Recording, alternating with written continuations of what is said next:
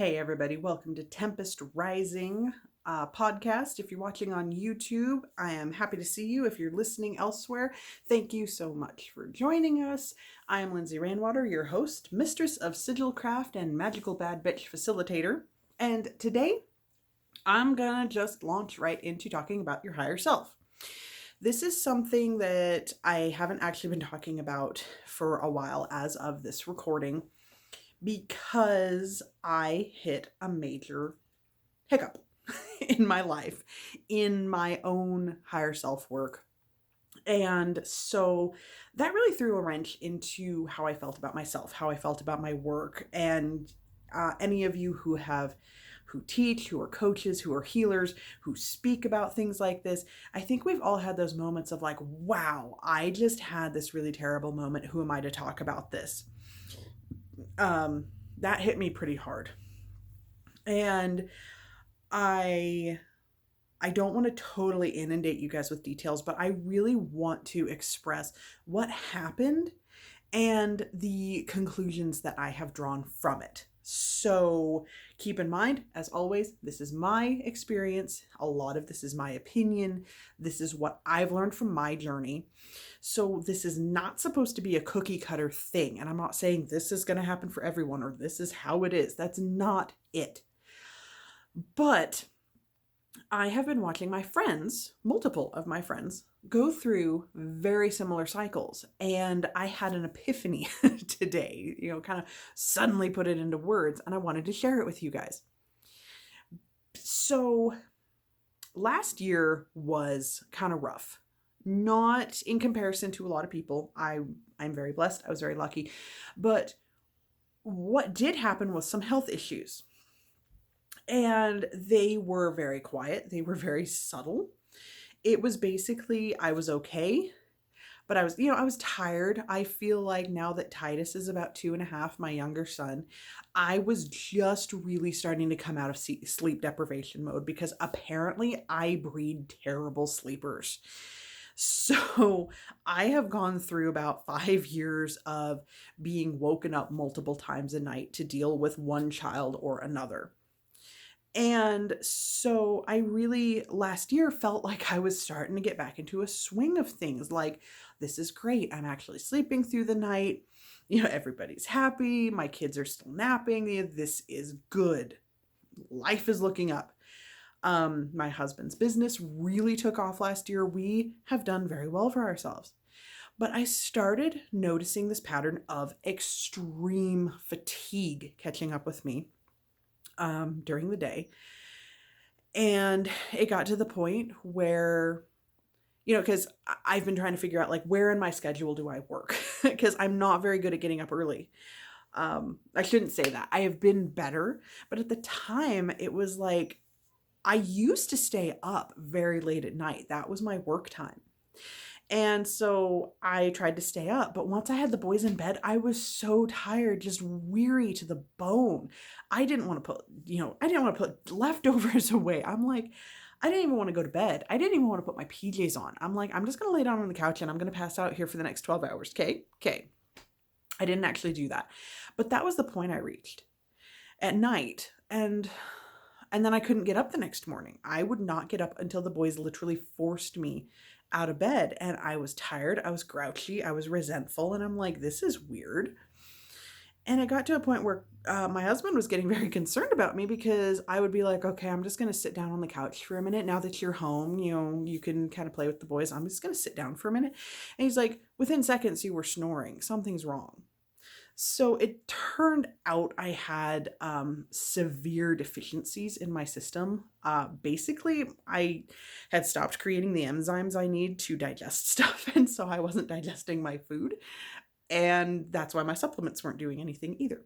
So 2019 was kind of a trip as far as that went. I had some health issues I needed to figure out, and I did, thankfully, and they were easy. They were simple to figure out. I went to my nutritionist and she fixed me right up.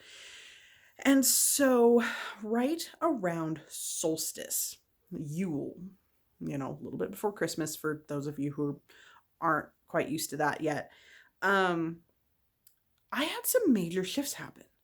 And they were fantastic. Like, I'm just going to change things. I'm going to change things up in my business. I'm going to get super honest about some of the things I do and don't want to do, because I finally realized that doing readings, like card readings, does not feel good anymore. And I actually don't have to feel bad about that. Like, I don't want to do them for pay right now. It's just not, I just don't. And so I had all these amazing shifts and like life is good, da da da. I ended in 2019 really strong. I started 2020 really strong. And then it all kind of went to shit. And I had to figure out why. And there were reasons, there were excuses. I had perfectly good reasons.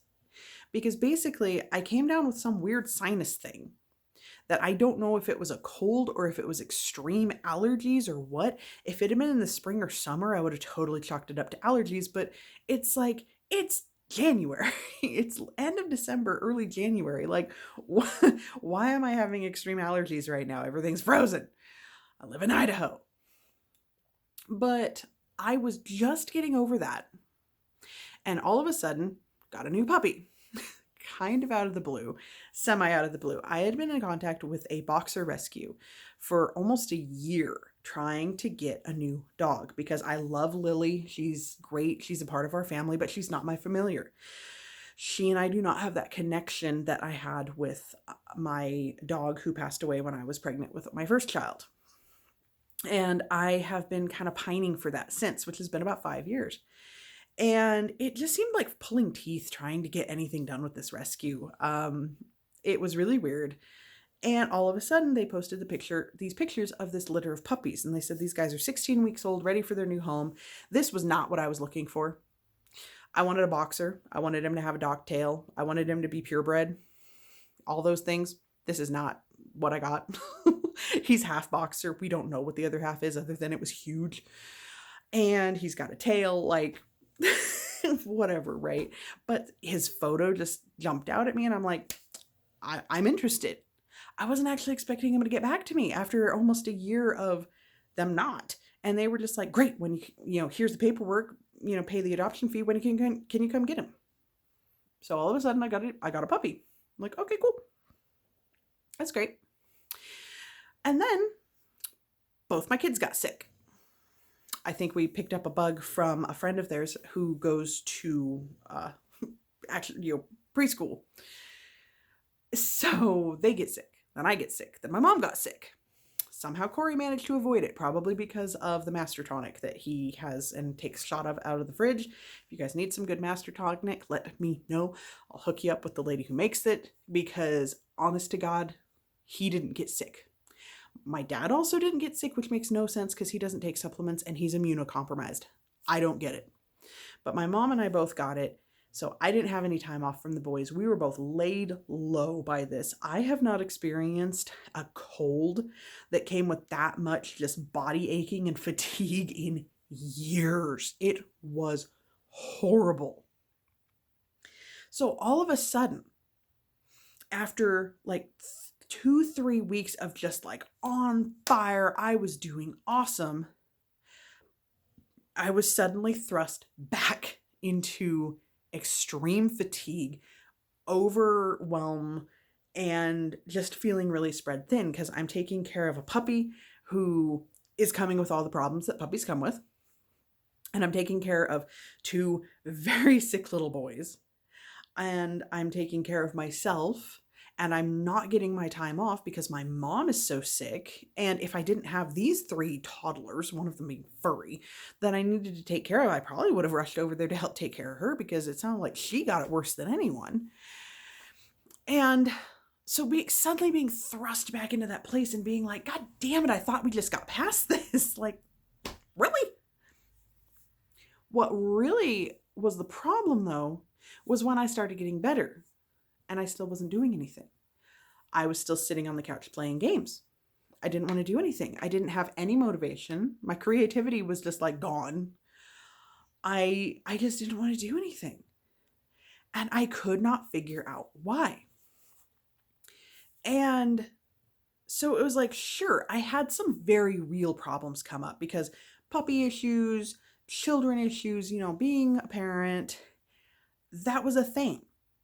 And then for about a week after I actually felt good enough to not just sit around on the couch, I was just trying to catch up on my house. The laundry had piled up, everything had piled up. My husband was, neglected at that point. So I just spent another week trying to catch up on everything, and I just felt exhausted. And so this was a process. But coming out the other side of that and being like, wow, I just don't want to show up. I don't feel like myself. And I don't know why.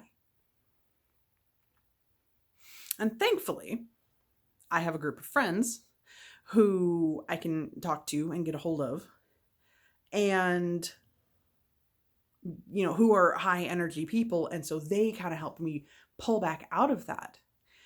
But it made me realize that it's not just upper limiting.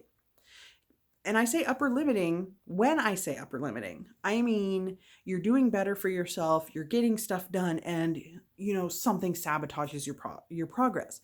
Normally it's self-sabotage. If you haven't read The Big Leap, I do recommend it. I was super skeptical about that book for some reason when it was recommended to me, but I am really glad that I read it. It was very interesting, especially when you can look at your life and the lives of others and be like, wow, that's what just happened. Because upper limiting is sometimes super obvious and sometimes it's not. Really great example. Someone we know who was working with my husband, and everything was going really great. The guy wanted new faces, new opportunities, better opportunities. And my husband was helping him to find those. And he's basically like, dude, we've got all the work that you could possibly want. You just have to keep your insurance up. $50 a month. That's it. And he was making the money, guys. So we know he was making the money because he was working with my husband. My husband knew how much he was making right then. And he let his insurance lapse. And so we're like, what the hell? So that was very clear upper limiting, that it was just, nope, I'm going to let my insurance lapse because I got a taste of what that success is like, and it's more work than I want to deal with. It was kind of a sad situation because we're looking at a guy who's got a ton of potential and he's not going to tap into it because it actually requires him to step up and do the things, do some paperwork, a little bit of paperwork every month. And he apparently is not willing to do that. So that's fine. That's his choice. That's his journey. Cool. But that's like super obvious upper limiting. A lot of us have seen people upper limiting when it's like, oh, you're doing so great. That's awesome. You lost weight or whatever, you gained weight, depending on, I've had friends that have gotten out of shitty situations and gained weight that they couldn't gain in years, and all of a sudden they go back to their ex and it's like, what just happened? That's called upper limiting. Some upper limiting is much more subtle because we do it to ourselves on energetic levels, such as I was doing really, really well. I was doing so good. I was in my business. I was getting attention. I was excited, and bam, the whole family gets sick as hell. Is that entirely my fault? No. We encountered a virus. That sucks. We are a little bit sheltered. We homeschool and we're a little bit sheltered. So sometimes when we get around people who go to like public school, we suddenly get the nasty bug that's been going around the school and we get railroaded by it. That's a decision we've made. That's something we have to deal with. But I do think that there is a level of calling that in. And I'm not going to be one of those people that's like, if something shitty happens, you created that. No. But it's like, what a coincidence. I happened to get super sick right after I was doing super good. Go fucking figure. And then I find myself down at this level. I'm sick. I'm tired. I'm just depressed. I don't know what to do with myself.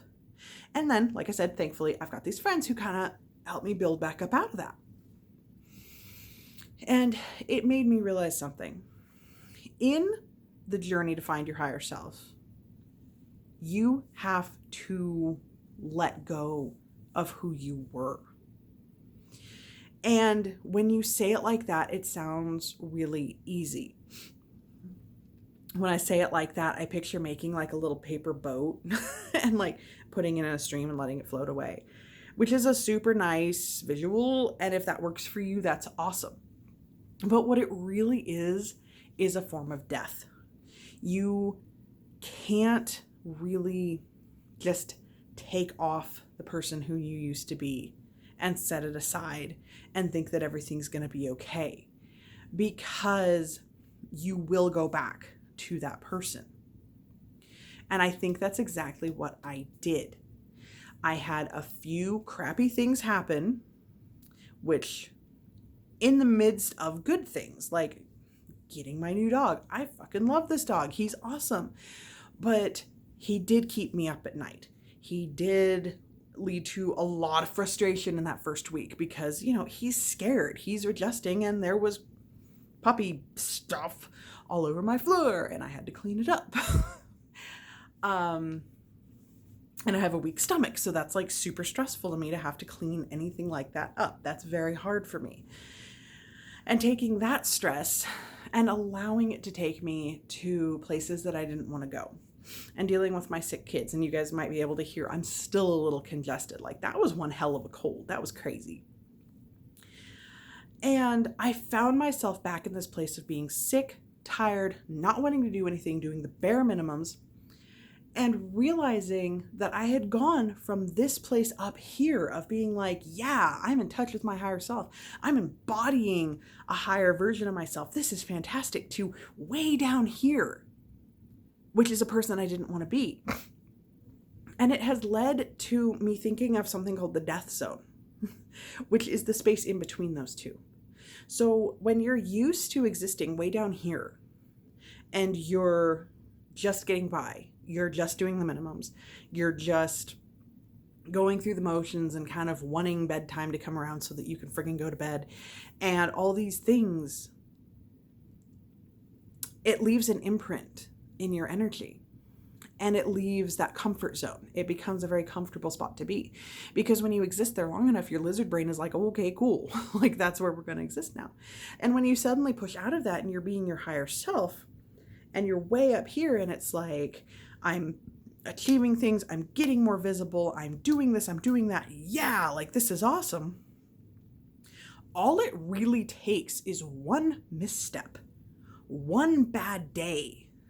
And especially if you have a bunch of little things pile on real quick, which many of you know, that's kind of how things seem to go.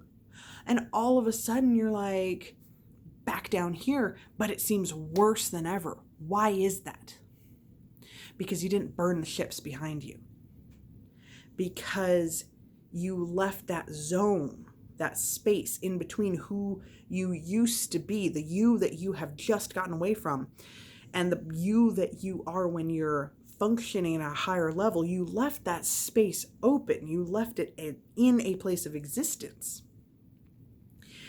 And so when you do that, you're very likely to get dragged back to that lower plane, that lower place of existence. And it's going to hurt because you're going to go there hard. But here's the thing. I think sometimes it's inevitable. I made a major mistake in not going through like a little death ritual, because I often do that. And it sounds so melodramatic to say it like that. But I go through this little ritual of kind of cutting that part of myself away, putting it on a pyre, like a honest to God Viking pyre. I often have a symbolic fire to do this, and burning it, because it's like, no, you are done. You are dead. You are gone. We're not reanimating this corpse. We're not doing that. Because I don't want to be that person again. I don't want to be the person who is scared of being visible. I don't want to be the person who does the bare minimums. I don't want to be the person who kind of sort of lackadaisically goes through life. I don't want to be that person. But I left that place open this time. I did not go through that process. And so I found myself dragged there, and it was even harder to get out this time, because your brain wants to keep you safe. And sitting on the couch and playing games, it's like, well, you're not going to die here, so let's just stay here. But that's not what we came here to do. So, number one, there needs to be more attention put on the death of that former self.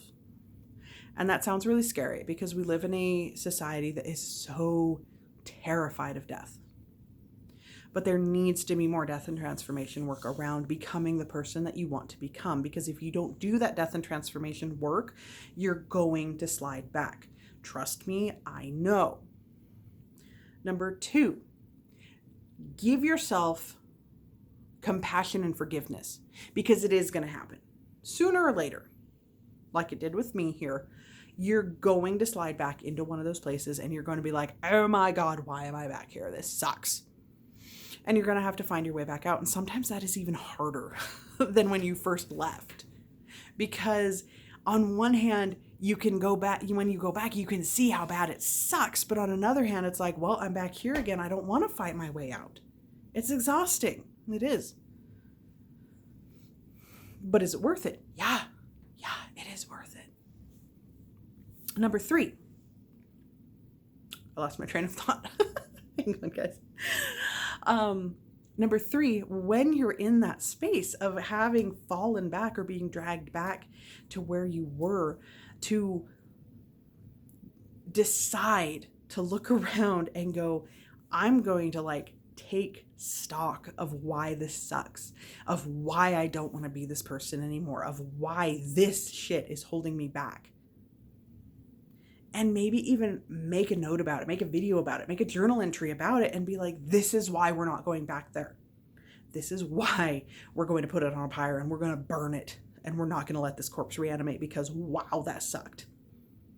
Because that's what I'm going to be doing this full moon, which as of this recording is in a few days. So I want you guys to think about upper limiting and higher self and syncing like that. How often does it happen?